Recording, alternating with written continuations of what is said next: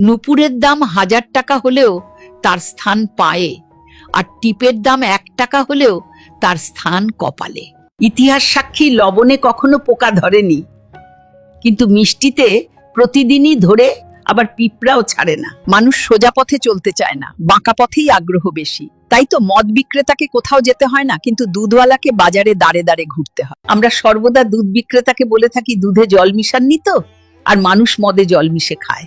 আজ পর্যন্ত মানুষকে একটুকুই চিনলাম। কচু পাতা দেখেছেন নিশ্চয়ই, উপরে সবুজ আর ভেতরে চুলকানিতে ভরা। ঠিক তেমনি কিছু মানুষ আছে, বাইরে থেকে দেখতে ভীষণ সুন্দর, পরিপাটি, কিন্তু ভেতরটা আবর্জনায় ভরা। সাপ দুধ খেয়ে বিষ উগরে দেয়, আর গরু ঘাস খেয়েও দুধ দেয়। সুতরাং দোষটা খাবারের নয়, পার্থক্যটা স্বভাবে। নিজের যোগ্যতা নিয়ে কখনো অহংকার করবেন না। মনে রাখবেন, পাথর কিন্তু নিজের ওজনের জন্যই জলে ডুবে যায়।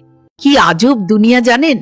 যার চোখে ঘুম আসে তার কাছে ভালো বিছানা নেই, আর যার কাছে ভালো বিছানা আছে তার চোখে ঘুম নেই। যার মনে দয়া আছে তার কাছে দেয়ার মতো কিচ্ছু নেই, আর যার কাছে দেয়ার অনেক কিছু আছে তার দেওয়ার মতো মনটাই নেই।